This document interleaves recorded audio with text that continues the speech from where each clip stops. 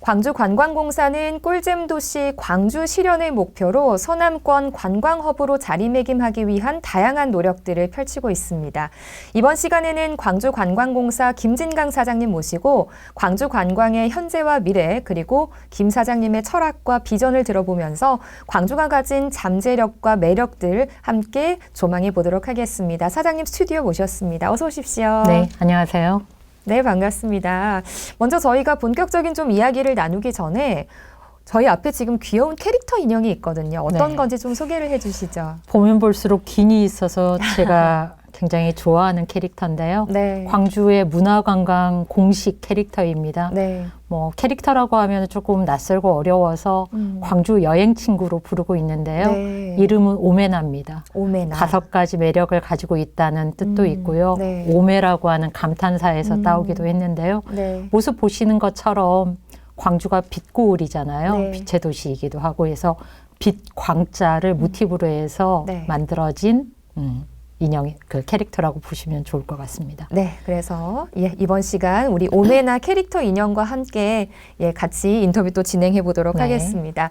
네, 광주관광공사가 출범한 지 1년 8개월이 지났습니다. 네. 그동안 어떤 성과들이 좀 있었나요? 네, 저희 광주관광공사는 잘 아시는 것처럼 김대중 컨벤션센터와 광주관광재단이 통합이 되어서 2023년 7월에 광주관광공사로 공식 출범을 했고요. 네. 지금까지 약 1년 10개월 정도 시간이 흘렀습니다. 네. 길지 않은 시간일 수도 있는데요. 그 기간 동안에 굉장히 열심히 직원들 함께 뛰었고 네. 또 그에 걸맞게 괄목할 만한 성과들도 많이 이렇게 선을 보였던 것 같습니다. 네. 지난 3월이었죠. 광주 방문회해 선포식이 서울에서 열렸습니다. 올해 이 광주 방문회해가 갖는 의미가 굉장히 클 것 같은데 그 의미와 함께요. 또 올해만 이 광주광역시를 포함해 14개 광역 기초자치단체에서 방문회해 캠페인을 진행 중이거든요. 정말 이 광주만이 가지고 있는 잠재력들, 경쟁력 있는 것들이 좀 필요할 것 같은데 어떤 전략을 구상하고 계시는지요? 네, 광주는 올해 처음으로 단독 방문회를 선포를 했습니다. 네. 특히 서울에서 선포식을 개최를 했다는 데 있어서 굉장히 전략적인 접근이다라고 평들을 해주고 있는데요. 네. 수도권에서 먼저 이렇게 존재감을 드러내고 이슈를 선점함으로써 방문회의 광주 브랜드를 전국에 알리는 데 저희가 주력하고 있습니다. 네. 지금 오메나 빛광자 머리에가 광주가 왔다라고 하는 스티커 조그만하게 붙여져 있는 거 보실 수 있을 건데요. 네네. 지금 광주가 왔다, 그 무엇인가가 온다가 광주 방문회의 공식 BI 슬로건입니다. 네. 그래서 저희가 행사를 할 때 광주가 왔다, 그리고 뭐 어떤 단체가 왔었을 경우에는 무슨 단체가 온다. 네. 축제가 개최될 때는 축제가 온다라고 하는 이런 명칭들을 사용을 하고 있습니다. 이번 방문회 캠페인은 단순한 관광 홍보가 아니라고 할 수 있을 것 같은데요. 방문을 넘어서 머무름 그리고 관계 맺기를 지향하는 도시형 캠페인입니다. 네. 광주를 그저 들렀다 가는 곳이 아니라 사람과 이야기를 만나고 기억할 수 있는 공간으로 만들고자 합니다. 네. 저희가 여러 가지 노력들 그리고 프로그램들 함께 진행을 하고 있는데요. 최근에는 인근 지자체들하고도 같이 협업을 통해서 방문회가 성공적으로 자리매김하기 위한 노력들을 하고 있는데요. 네. 아마도 이러한 노력들이 성과를 이루게 되면은 저희가 방문회 목표로 세웠던 1,800만 방문객 유치가 가능할 네. 것으로 생각하고 있습니다. 네, 또 뭐 야구 때문에라도 광주를 찾는 분들이 굉장히 네. 많다 보니까요. 정말 1,800만 명 목표가 꼭 이루어지기를 바라보겠습니다. 네. 뭐 이 밖에도 이제 광주 하면 또 미식, 맛의 도시라고 또 유명하잖아요. 요즘 뭐 SNS에 광주가 먹방 투어 핫플로 추천이 되고 있는데 이와 관련해서 좀 더 뭐 치밀하게 준비하고 계시는 것이 있을까요? 네, 요즘 광주는 맛의 도시라는 별칭에 걸맞게 미식 콘텐츠가 굉장히 큰 주목을 받고 있습니다. 네. 그러면서 국내 유명 연예인들 그리고 국내외의 인플루언서들이 광주를 방문을 하고 있는데요. 지난주에도 영국에서 유명 인플루언서들이 방문을 해서 네. 광주의 음식들을 해외에 선보일 수 있도록 네. 여러 경험들을 쌓고 갔습니다. 네. 저희가 이것들을 기회로 삼아서 광주만의 음식과 문화를 엮은 미식 주간을 올 10월에 개최를 하는데요. 네. 그 기간에 푸드페어, 김치축제, 그리고 커피 문화 행사 등이 함께 열리고 광주 대표 맛집을 소개하는 미식 가이드북도 제작이 됩니다. 네. 그리고 올해는 특히 김치하고 미식을 융합한 K 미식벨트 프로젝트가 국비를 통해서 저희가 사업이 선정이 되었고요. 그러다 보니까 광주 김치 중심의 미식 관광을 본격적으로 추진한다고 보면 좋을 것 같습니다. 김치 여행 체험 상품도 저희가 다양하게 선보일 예정이기 때문에 네. 올해 광주 미식 기대해 주십시오. 네, 기대해 보도록 하겠습니다. 최근 사장님께서 인터뷰에서 관광에 대한 관점 변화와 연경성을 강조를 하시면서 판을 바꿔보고 싶다라는 의지를 표명을 하셨습니다. 이와 관련한 설명과 함께 현재 추진 중이거나 준비 중인 새로운 관광 마이스 정책이나 뭐 프로젝트가 있다면 소개를 해주실까요? 판을 바꾼다는 것 자체가 변화를 시도하겠다는 것으로 받아주시면 좋을 것 같은데요. 네. 관광에 대한 관점이 근본적으로 달라지고 있습니다.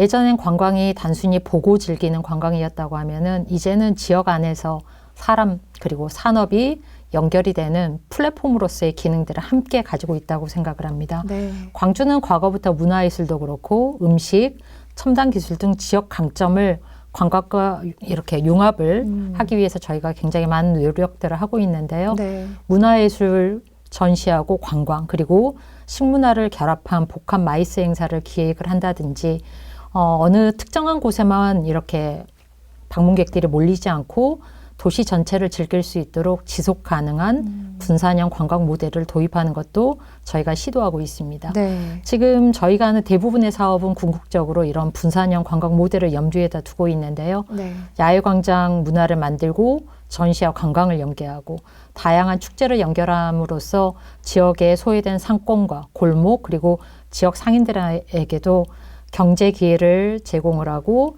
도시의 다양한 매력들을 재발견하게 되는 지역 순환 경제를 촉진시키는 이런 활동이라고 보시면 좋을 것 같습니다. 네. 결과적으로 관광이 지역 경제에 이렇게 직결이 되고 광주의 도시 브랜드를 새롭게 정립하는 데 있어서 기여할 수 있는 기회가 왔다고 보시면 좋습니다. 네. 광주가 관광도시로 더 도약하기 위해서는 어떤 부분이 가장 중요하다고 보시나요? 네, 광주가 관광도시가 될 수 있겠어라고 자꾸 질문들을 많이 하시는데요. 네. 열심히 준비하고 있는 만큼 광주도 관광도시라고 하는 말들을 쓸 수 있게 될 것으로 생각합니다. 네. 광주가 관광도시로 도약하기 위해서는 세 가지 정도를 가장 중요하게 생각을 하고 있는데요. 첫째, 도시가 가지고 있는 고유의 정체성을 관광 콘텐츠로 연결하는 부분입니다. 네. 광주는 5.18 민주화 운동이라는 역사적 상징성과 함께 국립아시아문화전당 그리고 비엔날레가 있죠. 네. 그리고 남도의 미식 문화까지 독보적인 자산을 가지고 있는 도시이기도 합니다. 네. 이러한 강점들을 스토리텔링과 결합을 해서 광주다운 여행을 만들어가고 있습니다. 둘째는 체류형 콘텐츠의 확장입니다. 단순히 한두 시간 들렀다 가는 관광이 아니라 조금 더 오래 머무를 수 있도록 문화예술, 역사, 스포츠, 야경, 사람들을 경험할 수 있는 구조를 만들어가고 있는데요. 네. 이를 위해서 저희가 야간 관광 코스도 그렇고 계절별 테마 프로그램들을 다양하게 개발하고 운영하고 있습니다. 네. 마지막은 접근성과 인지도 개선의 문제일 것 같은데요. 아무래도 수도권에 비해서 교통 접근성이라든지 인식면에서 아직 보완할 점들은 많이 있습니다. 그렇지만 저희는 앞으로 더 현대 그리고 와이벨트 프로젝트와 같은 복합 쇼핑 시설들 그리고 관광 인프라가 기존에 광주가 가지고 있는 여러 문화자원 컨텐츠들하고 연결이 된다고 하면 마이스 산업과 관광을 함께 키울 수 있는 데 큰 힘이 될 것으로 생각하고 있습니다. 네. 결국 중요한 것은 광주가 가지고 있는 진정성과 다양성을 바탕으로 머물고 싶은 도시, 네. 다시 찾고 싶은 도시를 만들어가다 보면은 광주도 관광도시다라고 하는 말들을 쓸 수 있게 되겠죠. 네. 지난해 가을이었죠. 여러 축제와 마이스 이벤트 통합 브랜드인 G페스타가 아주 성공적으로 열렸습니다. 이렇게 성공할 수 있었던 이유와 함께 이를 더 앞으로 또 어떻게 발전시킬 건지도 궁금하거든요. 네, G페스타의 성격을 너무나 잘 설명을 해주셨는데요. 네. 광주에서 열리는 수많은 축제하고 마이스의 행사를 하나의 브랜드로 통합을 하고자 하는 시도가 이루어진 것입니다. 네.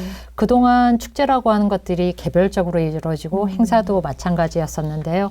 이런 것들을 계절별로 묶고 메시지를 통일을 해서 집중도를 높였다는 점에서 의미가 크다고 볼 수 있을 것 같습니다. 네.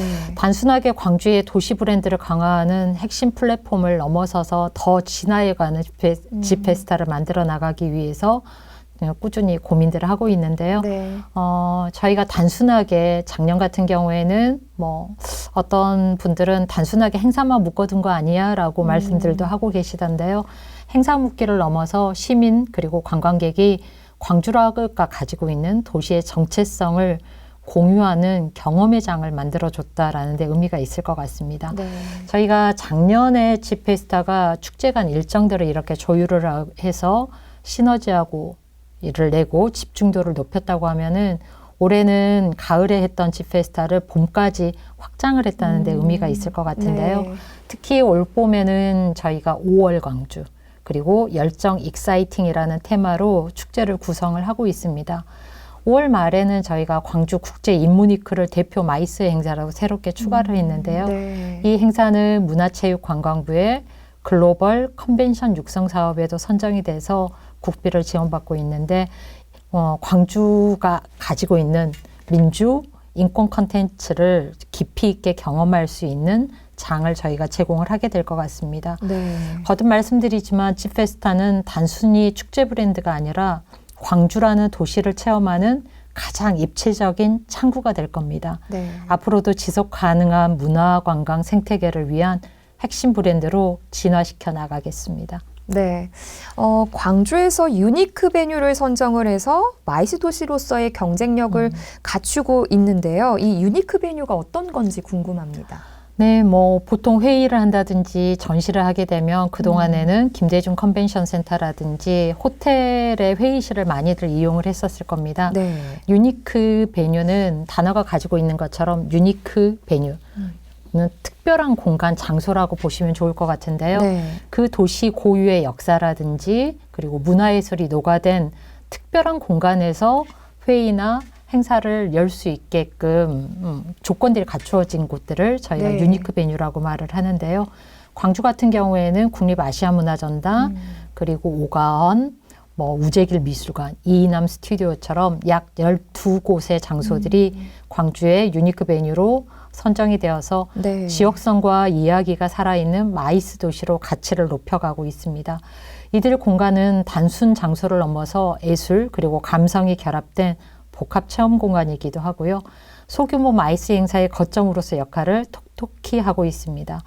이처럼 지역 소규모 공간이나 문화시설이 이런 마이스하고 연계가 되면은 골목 경제 활성화 그리고 일자리 창출에도 긍정적인 효과가 있는데요. 아무래도 저희가 회의에 참석하고 나서 맛집 탐방 그리고 아트 투어라든지 카페 거리를 방문을 한다든지 해서 이렇게 도시의 곳곳들과 연결이 되면서 체류용 관광으로 이어지게 될 수 있는 환경이 만들어지겠죠. 네. 결국 유니크 베뉴는 광주를 보는 관광에서 경험하고 머무르는 도시로 바꿔주는 핵심 자산이 있기도 합니다. 네. 그래서 저희 광주관광공사에서는 이러한 공간들을 보다 많이 발굴을 하고 컨텐츠하고 연계해서 도시 경쟁력을 높여나갈 수 있도록 이런 유니크 베뉴들에서 개최되는 소규모 회의들에 대해서 많은 지원들도 하고 있습니다. 네. 마이스의 4개 분야죠. 기업회의, 포상관광, 컨벤션, 전시, 박람회 가운데 광주광역시가 가장 경쟁력과 잠재력을 가지고 있는 분야는 뭐라고 생각을 하시는지, 그리고 이것들을 또 어떻게 전략적으로 활성화시킬 건지 그 계획도 좀 궁금합니다. 네, 욕심 같아서는 4개 영역을 다 잘하고 1등이라고 네. 말을 듣고 싶은데요. 아직 4개 영역까지 다 하지는 못하고요. 네. 광주는 4가지 핵심 분야 중에서도 컨벤션하고 전시 분야에 집중을 하고 있습니다. 네. 또 강점도 가지고 있고요. 올해 저희가 개관 20주년을 맞이하는 김대중 컨벤션 센터를 중심으로 오랜 기간 전국 규모의 이런 회의라든지 전시들 그리고 국제급 행사들을 유치를 해왔고요. 저희 김대중 컨벤션 센터 말고도 국립아시아문화전당이라든지 중해공원 일대 문화시설도 연계를 해서 뭐 다양한 환경들을 잘 갖추고 있다고 보시면 좋을 것 같고요. 네. 최근에는 국내 컨벤션 및 전시의 유치 성과도 좋고 또 관련 국비 사업에도 다수 선정이 되고 있습니다. 향후에는 저희가 복합 쇼핑몰 그리고 무등산, 국립아시아문화전당 등의 관광 자원하고 이렇게 연계를 해서 관광형 마이스 프로그램들 많이 확대를 해나갈 거고요. 거듭 말씀드리지만 머무르고 체류할 수 있는 도시로 브랜드를 구축해 나갈 계획입니다. 전략적으로 활성화를 준비 중인 분야에 대해서 이렇게 물으셨는데요. 광주는 문화와 도시의 개성이 굉장히 분명한 도시입니다. 그렇다 보니까 무언가를 하기 어려울 수도 있는데 이게 강점이기도 하겠죠. 그래서 저희가 세계 인권 포럼, 광주 국제 인문위크, 세계 사회학 총회처럼 광주에서 이렇게 열려야 의미 있는 컨벤션들을 만드는데 힘을 쏟고 있고 방금 말씀드렸던 것들이 하나하나 광주의 대표적인 컨벤션으로 이렇게 자리매김해 나가고 있습니다. 네, 알겠습니다. 관광 마이스 도시로서 광주광역시의 대표적인 장단점을 꼽는다면 어떤 것들이 있을까요? 네, 뭐 도시의 색깔이 굉장히 명확하다고 말씀을 드렸는데요. 네. 장점부터 말씀드리면 광주는 민주주의의 역사 그리고 풍부한 문화시설 그리고 음식 문화라고 하는 독보적인 자산을 보유를 하고 있습니다. 특히 국립아시아문화전당이나 5.18 사적지는 세계 어디에도 없는 광주만의 경쟁력이기도 합니다. 그리고 광주 사람들 원래 호남 전라도 사람들이 정이 넘치잖아요. 맞아요. 그래서 따뜻한 환대 정신 그리고 진정성 있는 도시 분위기는 사람들한테 굉장히 많은 감동을 주는 것 같습니다. 그렇다 보니까 광주에 한번 오는 사람들의 재방문율이 다른 어떤 도시보다 높게 나타나는 이유지 않을까라고는 마음도 들고요. 다만 강점도 있으면 약점도 있겠죠. 아쉬운 점이라고 할 수 있는 것은 수도권 대비 교통 접근성 그리고 대규모 국제 행사를 하는데 필요한 인프라가 여전히 보완이 필요하다는 거죠. 그래서 여기에는 뭐 국제 공항도 있고 특급 호텔도 있고 컨벤션 센터도 지금보다는 조금 더 확장이 되어서 규모 있게 가야지만 하기 때문에 저희가 투자하고 여러 가지 전략 수립도 함께 병행해서 나아가야 될 것 같습니다. 네, 최근 우리 지역 관광 산업이 굉장히 침체돼 있습니다. 관광을 활성화시키기 위한 방안과 앞으로의 계획 한번 듣고 싶습니다. 네, 최근 저희가 지역사회 사고도 그렇고 자연재해들 경제 불안으로 관광업계뿐만이 아니라 국가 경제 자체가 위축이 되어 있는 상황입니다. 특히 관광 분야의 지역 관광은 관광객 발길들이 줄어들고 지갑이 닫히면서 소상공인하고 관광업체들이 직격탄을 맞고 있습니다. 이런 때일수록 지방정부와 저희 같은 공공기관의 역할이 더할 나위 없이 중요한 때이겠죠. 우선 저희가 사업자 중심의 구조지원 방안입니다. 광주는 관광업계 경영위기를 극복하기 위해서 50억 원 규모의 소상공인 특례 보증을 확보해서 운영 중에 있고요. 또 문화체육관광부하고 협력을 통해서 관광진흥개발기금의 상환을 1년간 유예하는 조치도 시행하고 있습니다. 그리고 여행업체들이 거의 필수적으로 가입하고 있는 비상책임 보험료에 대해서도 지금 지원을 하고 있고 단계적으로 100% 다 지원을 받을 수 있도록 확대해 나갈 예정입니다. 이는 중소규모 여행사들이 당장의 운영 부담을 덜 수 있도록 실질적인 도움을 주기 위한 조치라고 보시면 좋을 것 같고요. 더불어서 뭐 기업들이 안정적으로 또 팔로 확대해 나갈 수 있도록 저희가 기업하고 연계를 해서 온오프라인의 팔로들도 개척을 해주고 또 필요로 하는 교육들도 적극적으로 지원을 하고 있습니다. 두 번째는 수요를 끌어올리는 방안일 것 같은데요. 광주에는 미식 컨텐츠 그리고 테마, 야간 관광 프로그램 등 뭐 계절하고 시간에 맞춰서 분산형 관광 컨텐츠를 다양하게 선보이고 있습니다. 뭐 저희가 지금까지 여러 이야기들을 했는데 관광에 필요한 여러 가지 서비스들 예를 들면 수요응답형 그 버스로 부르면 갑니다라고 하는 저희가 버스 작년에 운영을 했고 올 5월 달에도 저희가 소년버스로 해가지고 투어 프로그램 버스들을 운영을 하게 될 겁니다. 그리고 더불어서 관광업계에는 소비 쿠폰이라든지 숙박 할인과 같은 인센티브들 그리고 다양한 저희가 행사 유치를 많이 하게 되면은 안정적인 관광 수요 기반들을 그래도 어느 정도 가져갈 수 있지 않을까라는 생각을 하고 있습니다. 네. 특히 올해는 저희가 관광객 유치 보증금, 보상금 사업의 예산을 대폭 늘렸고요. 지역 업체한테는 더 많은 기회와 혜택들을 드리기 위해서 사업에 대해서 많이 조정을 해둔 상황입니다. 마지막으로는 저희가 이런 위기가 반복적으로 나오고 있는데 위기 대응을 위한 협력적 거버넌스를 구축을 해나가고 있다는 겁니다. 그래서 광주광역시, 저희 관광공사, 관광협회 간 협력 체계를 가동을 하면서 관광업계 이 위기 상황에 대해서 가능한 빠르게 정책에 반영할 수 있도록 반영하면서 맞춤형 지원책을 지속적으로 마련해 나가도록 하겠습니다. 네, 사장님 이제 마지막으로 네. 우리 지역민 여러분들께 한 말씀 부탁드리겠습니다. 네, 관광은 특정 분야의 일이 아닙니다. 이미 우리의 일상, 삶의 현장이 관광이 되고 있습니다. 우리가 사는 광주를 자랑스럽게 여기고 더 많은 분들이 함께 경험할 수 있도록 시민 한 분 한 분이 광주 관광의 홍보대사가 되어주시길 부탁드립니다. 특히 2025년은 광주 방문의 해입니다. 모두가 함께 만들어가는 축제의 해가 되도록 많은 관심과 참여 부탁드리겠습니다. 감사합니다. 네, 정말 많은 외지인들이 광주를 찾아서 정말 맛있게 먹고 즐길 수 있는 관광도시 광주가 될 수 있길 우리 사장님께서 더욱더 열심히 노력해 주시기를 부탁드리겠습니다. 네, 감사합니다. 네, 오늘 말씀 잘 들었습니다. 고맙습니다.